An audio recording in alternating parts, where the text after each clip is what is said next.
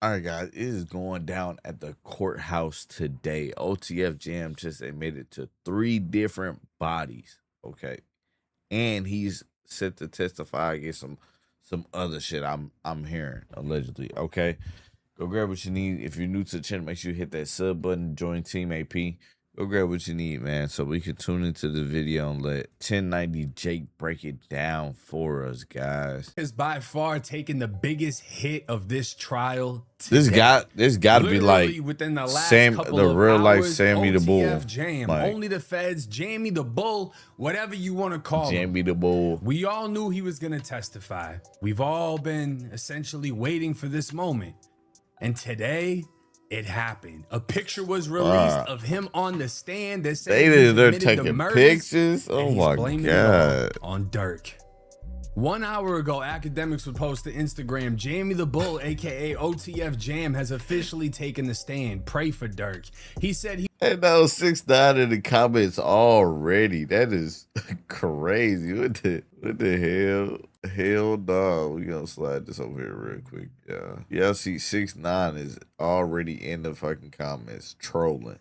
He will tell about all the bodies he allegedly caught for Smirkio. And you know, we already got 6ix9ine in the comments ready to let loose on this situation. Academics would also 46 minutes ago post the picture of Jam on the stand. Now this doesn't look like meta glasses.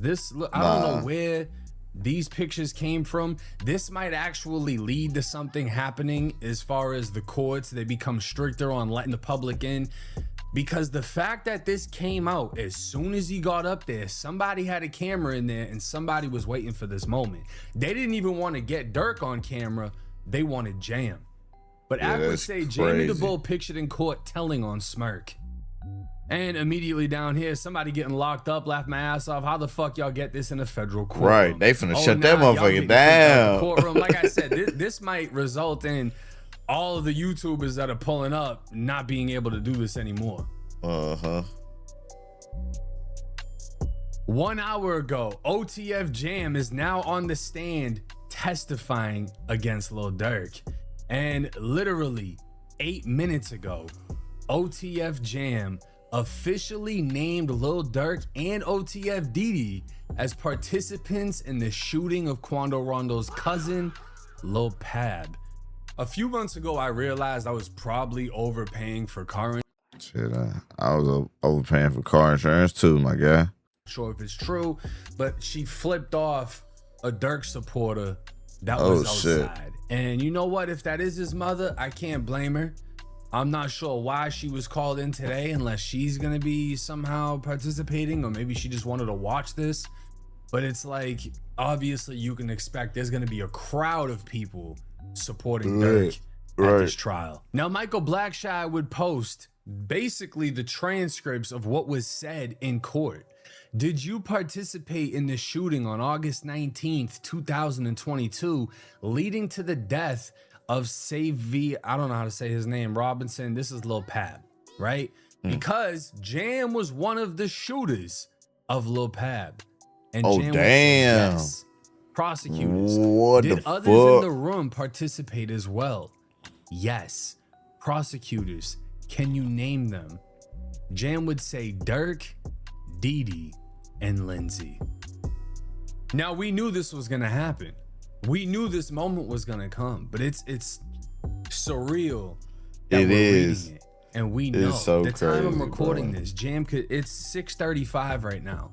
My side, you know, East Coast, not West Side. But Jam could literally still be in the chair testifying as we know it. And one of the first things he's admitted to is, yes, I participated in the shooting. And yes, Dirk also did. 2 minutes ago, info on OTF Jam testifying against Lil Durk. Jam laughed and shook his head when they played Didi's IG Live, where he said he was Murder Man. Jam admitted to 3 murders as part of his deal. Jam is on the stand right now shaking things up. Pointed out Dirk, Didi, and Lindsay and say they were involved in Pab's murder. Now, oh man. I don't think, I'm not gonna lie to you, I don't think he's gonna be safe outside of court. Like, I know they probably got like a witness protection thing, but I think he feels like he's invincible. Is saying Jam admitted to 3 murders as part of his deal. And that'd be the problem. 3 of them. Now, what I'm wondering is, are those the only murders he's ever committed, or are those 3 murders he's trying to tie back to Dirk? Right. Because that's what the feds really want. We want to know whatever the fuck you got to bury him. We really don't care about you. We want the boss. We want the one that's in charge of everybody. Right. And Ross literally said Jam didn't just say their names. He pointed to them in court. Pointing is crazy. They make you point. But again, pointing is crazy. Because obviously with the whole thing happening with Ross and him saying Dirk's blaming everything on Vonnie, everyone's been on his ass. He got ran up on once by a random prankster, once by a Muslim, and then he got ran up on again today by OTF, by Dirk's people, which is insane. So I'm pretty sure now he's very conscious of what he is typing, what he is saying, and making sure it is factual. And he said, Jam is on the stand right now, shaking things up, pointed out Dirk, Didi, and Lindsay. Right. Can you imagine how Dirk feels sitting there? I wonder if they have him in a suit, because as we saw with Jam ain't in a suit. Jam is in a federal custody uniform. He's got the khakis on with a white tee underneath. He's not in a suit and tie. You know what I'm saying? So, man, if I was in that situation, God forbid I ever be in that situation, I ain't gonna lie, I'd be hurt. If I was there, I would be fucking hurt. God damn me. Because he basically funded everything at he basically funded OTF Jam's life. That's what it seemed like. Everything that OTF Jam had money for, it seemed like Dirk funded. All right. Nah, I could be wrong, but I'm just saying that's what it seemed like. Like, imagine taking care of somebody, right? And then y'all go and do some shit, y'all plan some shit, and they turn around like, nah, he did it. It was all him. It wasn't me. I ain't did nothing. I wasn't a part of it. I didn't agree to be a part of this. Like, Dirk that's is crazy. Most likely suited up, but imagine you know this person. You've known this person for years. You shouted this person out in songs. Right. You've given this person thousands, a lump amount of cash worth somebody's salary. Right. And this person is pointing at you in a federal courtroom. Crazy. About to put you away for life. For life. The rest of your natural life. Your career, gone. Your wife, divorced. Gone. Your kids, raised without you. Ooh, that's a great question. Do y'all think if he gets life, right? If he gets life, do y'all think that if he gets life in prison, do y'all think that India is going to divorce him? How do y'all feel about it? Comment down below. Someone who was considered your homie and saying you did it. Now, an unknown person would claim, again, OTF Jam pointed at Lil Durk and Didi when asked who had involvement in Lul Pab's murder. This out, man. Straight off the bat. OTF Jam. Off the bat. Snitch. The fans just like, yo. This is mad animated already. Look at their faces as if they didn't know this was going to happen. Who's in the court? Point to every single person that took part. And then look, you got this girl back here doing the same shit. It's like now you got people that ain't even known, like pulling up and covering the situation. This shit's crazy. In the unalivement of Lul Pab.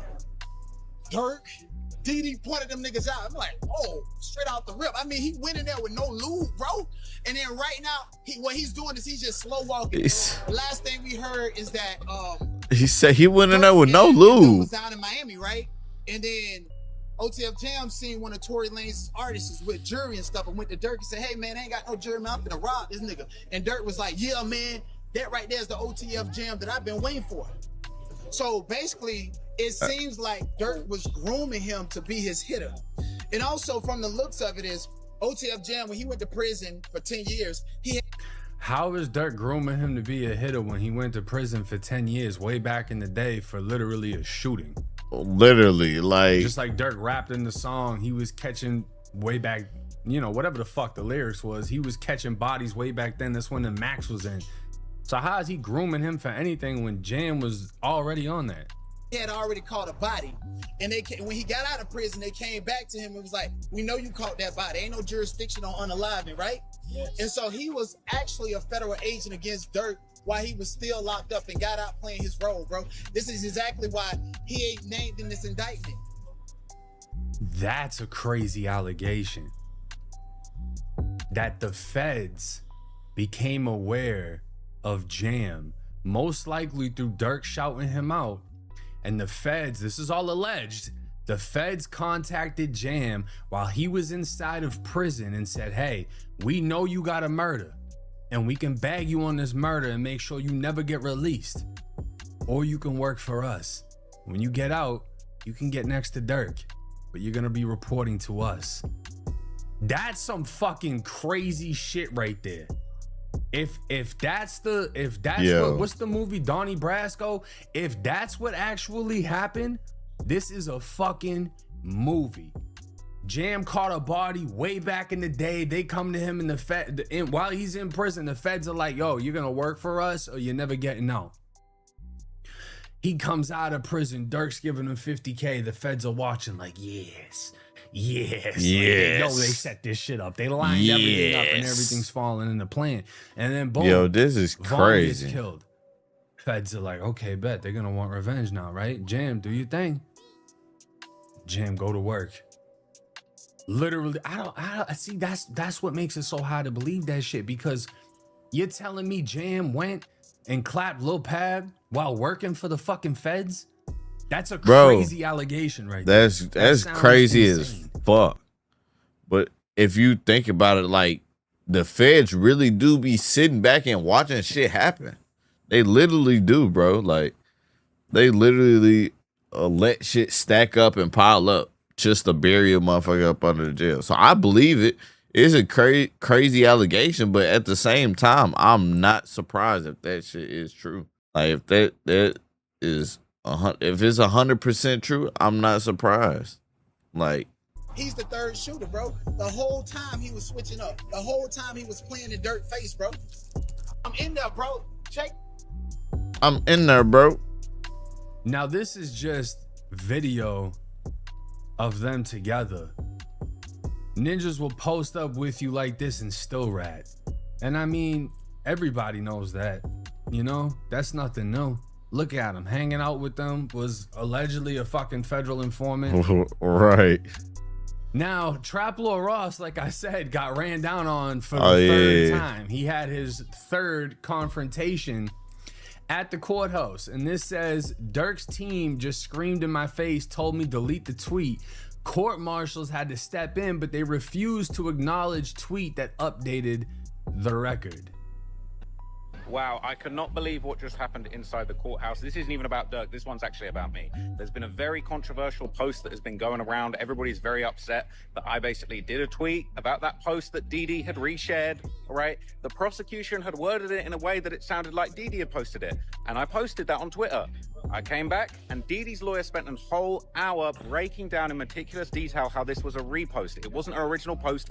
Didi hadn't typed the post. He had reposted it into a group chat. It was that post that said, @Quando Rondo, we're your pipe at gang. He had reposted it into a chat along with his own comment, basically saying he looking crazy. Like he basically, it was he playing crazy, right? So as soon as I got out of court after hearing Didi's lawyer argue that point very well, maybe a little bit too well, maybe the point had already come home before, you know, he talks about it for a much longer time than he needed to talk about it. And I felt like he might have brought more attention to the fact that that was a bit of an unsavory thing to repost.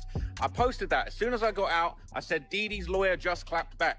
But for some reason, it seems like the people at the courthouse, the people that have been following this case and Dirk's team specifically, they're not reading everything. They're over here reading the transcripts, but they're not reading all of my tweets. So everybody was upset about the tweet that I posted when I got out the courtroom the first time. Nobody had talked about the second tweet where I said that Dee Dee's lawyer just clapped back.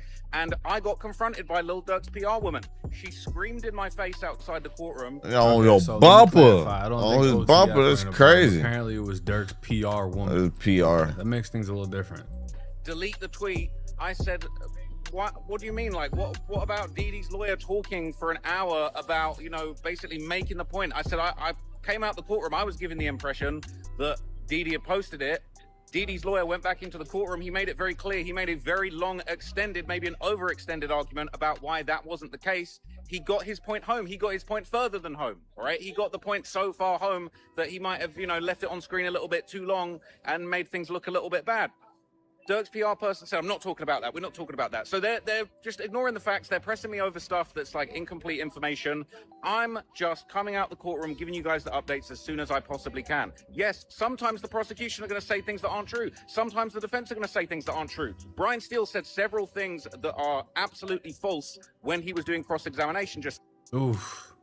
And see, this is the thing, you know, and I got to tell Ross because he's my friend. Oh, shit. They have that old saying, you know, I don't know how old it is, probably fucking forever, but don't shoot the messenger. Ross, these motherfuckers is ready to switch the messenger. These motherfuckers is ready to have the messenger. This shit, like, they all are on you because you're the one reporting the shit that they don't want to motherfucking hear. That's a fact. Like, he has a big influence on this case right now. Like, this is like literally like the only shit that Trap Lil Ross covers is crazy. They're all gonna come for you, bro. You're making yourself the easiest target in this situation. Yeah. West Coast Gang Wars would say, keep going, Ross. No point in deleting all the blogs already reposted. You were outright saying Durk's defense lawyers are lying. You're supposed to be there as a neutral and unbiased reporter. Don't let your personal research interfere with the... Well, this is the thing, bro. If he's being unbiased and he's saying, look, Durk's lying, that's being unbiased. That's calling them out for bullshit. Being biased would be like, oh, I know they're lying, but I'm not going to say nothing, right? Right, exactly. Somebody said he don't even realize this is last straw yet.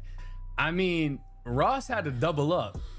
Trap Lil Ross says he may stop reporting from Lil Durk's trial after a confrontation with Durk fans over his tweets almost went left despite having 2 bodyguards with him.